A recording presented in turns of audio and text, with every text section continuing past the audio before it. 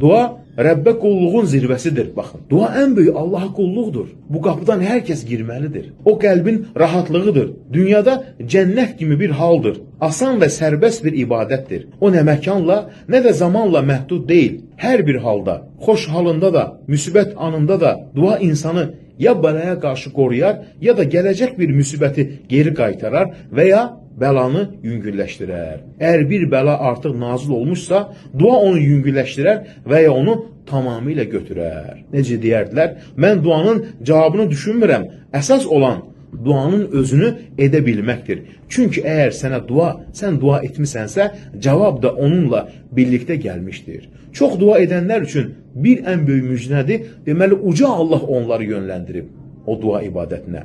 Dua Allahın izni ilə bəlaları və müsibətləri aradan qaldırar, əzab və həlak olmaqdan qoruyar.